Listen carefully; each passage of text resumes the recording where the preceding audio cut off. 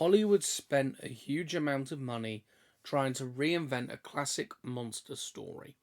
But instead of creating a new hit, The Bride became one of the biggest box office disappointments of the year. So, how did a movie directed by Maggie Gyllenhaal and starring Christian Bale go so wrong? Let's break down what happened. The first major issue with The Bride wasn't the concept, it was the budget. Reports suggested the film cost somewhere in the range of 80 to 100 million to make, and when you factor in marketing, the studio likely needed to make well over 200 million worldwide just to break even. That's a huge target, especially for a movie that wasn't based on a modern blockbuster franchise. Yes, the bride character comes from the classic horror film Bride of Frankenstein, but let's be honest, that's not exactly a brand that younger audiences are rushing to the theatre for.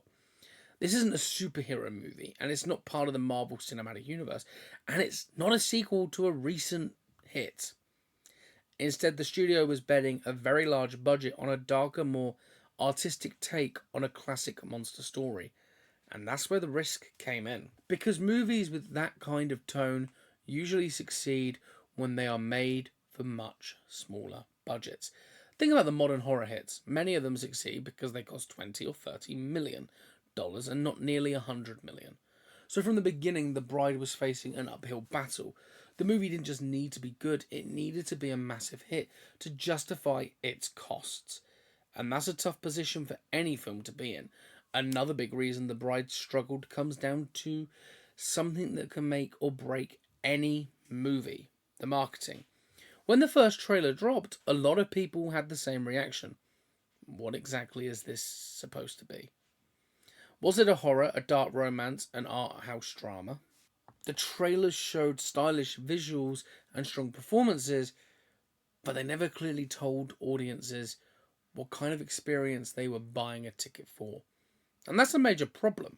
When marketing works, it gives audiences a very clear idea of what they are getting. Look at films like The Invisible Man or Get Out. The trailers instantly told viewers this is a horror movie with a strong concept. But with The Bride, the tone was much harder to define. The studio tried to sell it as a prestige monster movie, but those types of films are notoriously difficult to market to mainstream audiences. So instead of building excitement, the marketing campaign carried confusion. And when audiences are confused about what a movie actually is, many of them simply decide not to go see it at all. Another factor that hurt The Bride was the competition it faced at the box office. Modern movie going has become very event driven. When audiences go to the cinema today, they're usually choosing between big blockbuster releases that dominate the conversation online, and when a film like The Bride enters that environment, it can struggle to stand out.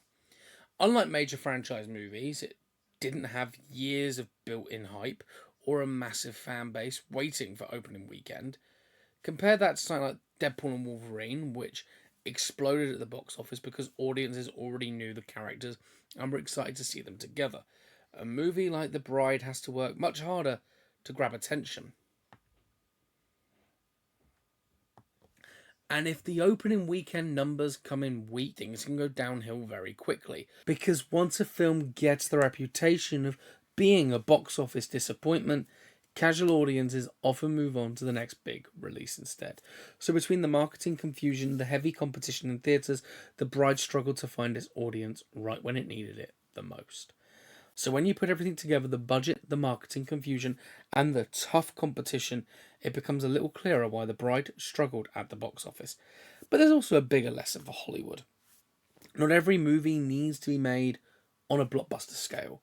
The idea behind The Bride, a darker, more artistic take on the classic monster story from The Bride of Frankenstein, actually could have worked really well. Just not as a $100 million studio gamble.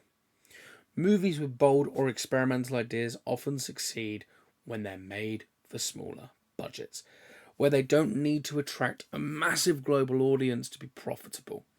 Instead, they can build a reputation through strong reviews, word of mouth, and eventually streaming.